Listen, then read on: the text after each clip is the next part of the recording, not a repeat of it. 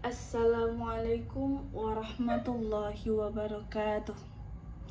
Alhamdulillah, alhamdulillahirabbil alamin, wa bihi nasta'inu ala umurid dunya waddin. Assalatu wassalamu ala asrafil anbiya'i wal mursalin wa ala alihi wa sahbihi rasulillahi ajmain. Pertama dan utama sekali, marilah kita bersama-sama mengucapkan puji beserta syukur atas kehadiran Allah Subhanahu wa Ta'ala. Karenanya lah kita dapat bersama-sama merasakan udara yang segar, indahnya alam beserta isinya, serta kenikmatan-kenikmatan yang tiada taranya. Salawat beserta salam tidak lupa pula kita sampaikan kepada pucuk pimpinan umat Islam sedunia, intan permata dalam lautan, benteng rohani dalam syurga, lubuk akar lautan budi. Ke bukit beliau daki, ke lurah beliau turuni, bertetesan darah, bercucuran keringat, demi menegakkan kalimat tauhid yang berlafazkan la ilaha illallah Muhammadar Rasulullah, yakninya baginda Nabi besar Muhammad sallallahu alaihi wasallam. Kaum muslimin dan muslimat yang dirahmati oleh Allah Subhanahu wa Ta'ala. An Abi Hurairah radhiyallahu anhu qala Rasulullah sallallahu alaihi wasallam, akmal mu'minuna imanan ahsanuhum khalaq wa khiyarukum linisaihim.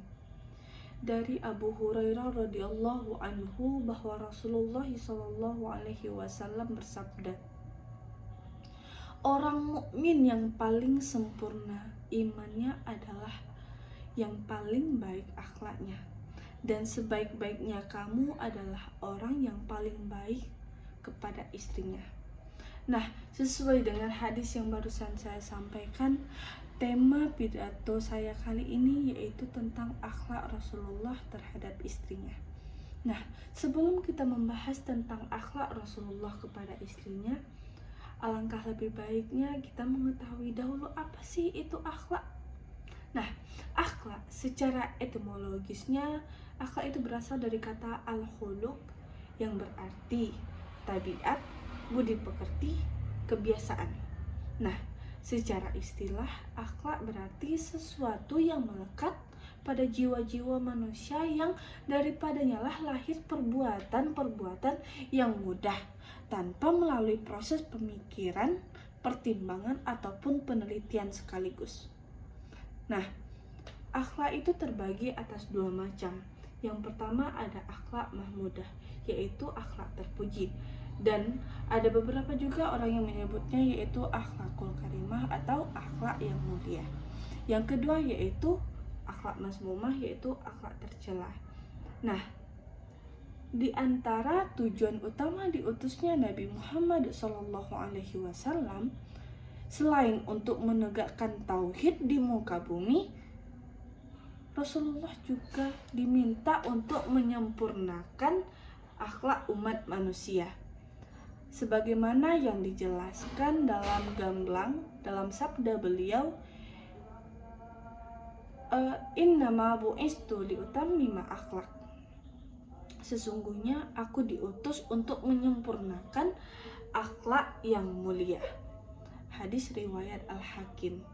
Nah, Islam tidak hanya menjelaskan hal ini secara global, namun juga menerangkannya secara terperinci. Bagaimanakah akhlak seorang muslim kepada Allahnya, kepada Tuhannya, keluarganya, terutama kepada istri dan anak-anaknya, tetangganya, bahkan kepada hewan dan tumbuhan sekalipun. Ada beberapa potret kemuliaan akhlak Rasulullah SAW sebagai teladan umat. Amatlah wajar jika kita mencontoh atau mempraktikkan keseharian Nabi SAW dalam bergaul dengan keluarganya, sehingga kita juga ikut mendapatkan pembelajarannya.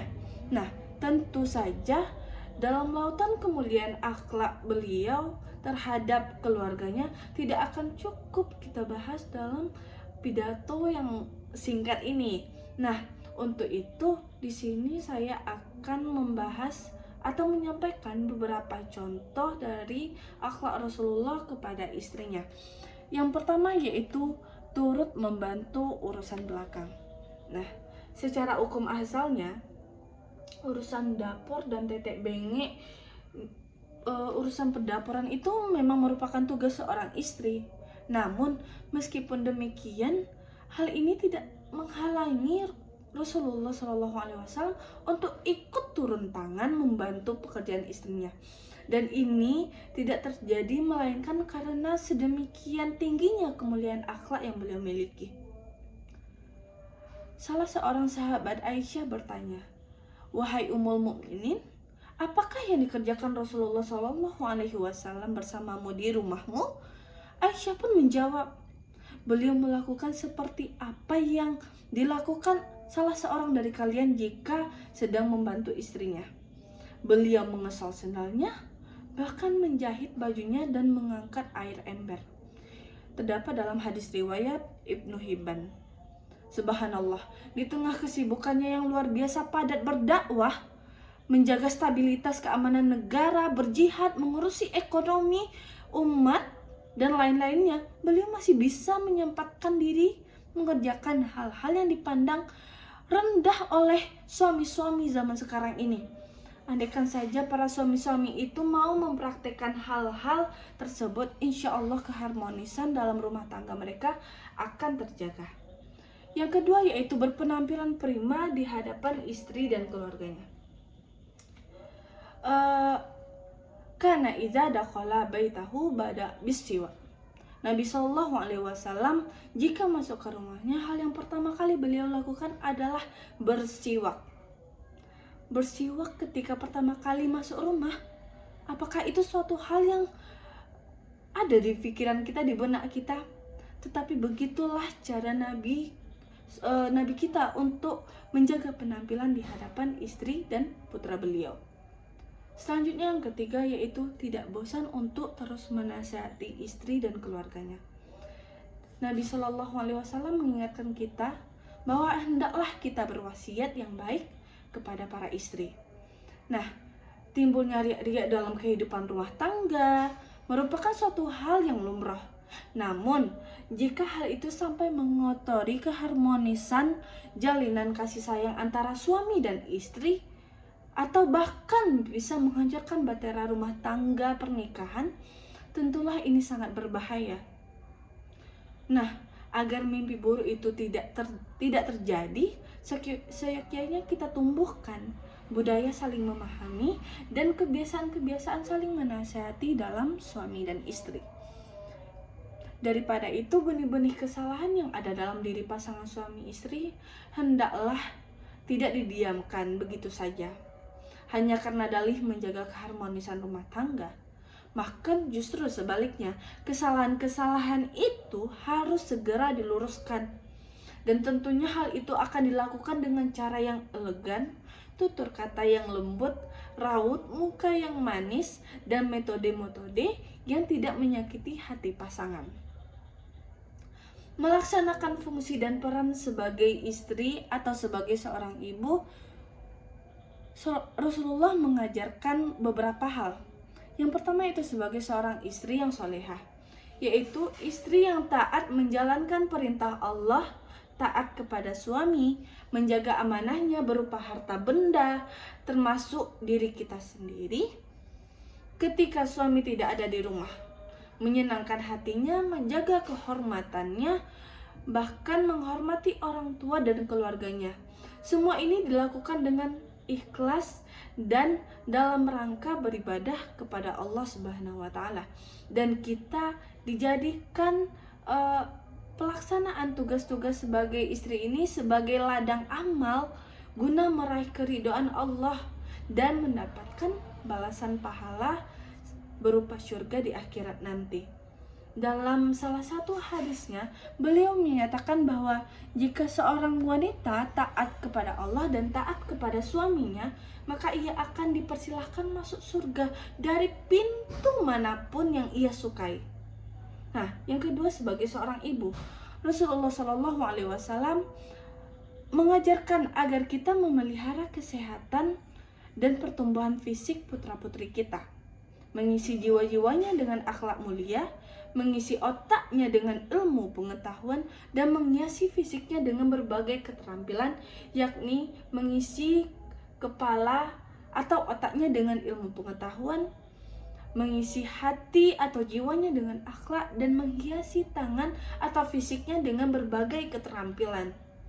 Dengan mengisi ketiga triple H tadi, maka anak kita akan menjadi anak yang sempurna atau insan kamil yang akan siap menghadapi tantangan zaman yang penuh persaingan. Caranya adalah dengan memberikan teladan yang baik, tentunya dengan bimbingan dan pembiasaan serta latihan. Nah, selanjutnya yaitu keutamaan berakhlak baik kepada orang lain, terutama kepada istri. Sebagaimana hadis yang dijelaskan di awal tadi, akmal mu'minuna imanan ahsanuhum khalaq wa khiyarukum linisaihim.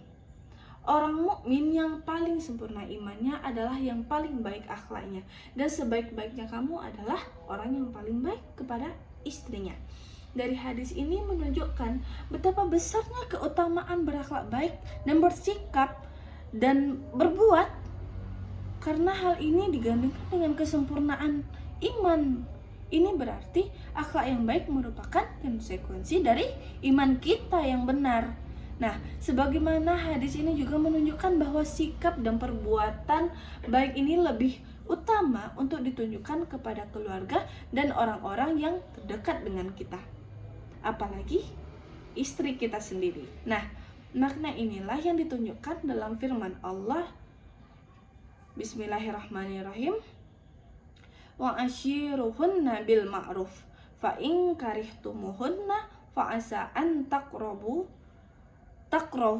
syai'aw wa ja'alallahu fihi khairan katsira. Dan pergaulah istrimu dengan akhlak yang baik.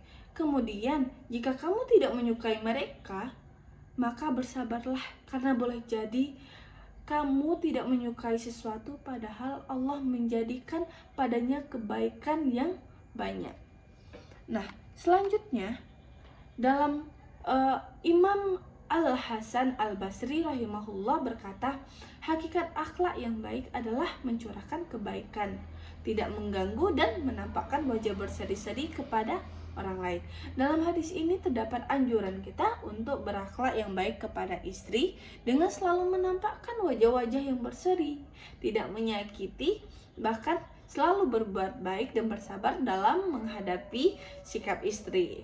Nah, selanjutnya berakhlak baik kepada istri itu lebih ditekankan karena kaum perempuan itu diciptakan dari tulang rusuk yang bengkok. Apabila kita paksakan untuk meluruskannya, tentu dia akan patah. Tapi apabila kita terlalu lemah lembut, dia tidak akan berubah. Nah, untuk itu dengan kasih sayanglah, dengan perhatian yang lebih, sehingga perlahan-lahan sikap yang buruk itu akan berubah menjadi sikap yang lebih baik.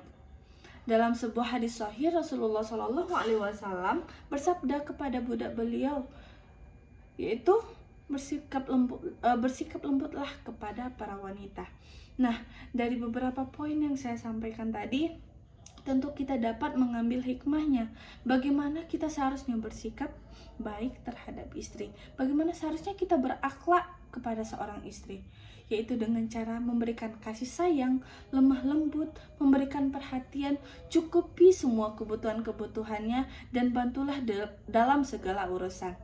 Baiklah, mungkin dalam kesempatan kali ini cukup ini yang saya sampaikan. Semoga apa yang saya sampaikan ini dapat bermanfaat bagi kita semua, dan untuk para lelaki semoga bisa menjadi suami yang baik bagi istrinya, dan istri bisa menjadi tempat yang nyaman bagi suaminya. Demikianlah pidato yang dapat saya sampaikan. Semoga bermanfaat bagi kita semua. Kesalahan berasal dari saya dan kesempurnaan hanyalah milik Allah Subhanahu wa taala. Saya akhiri dengan wabillahi taufiq wal hidayah. Wassalamualaikum warahmatullahi wabarakatuh.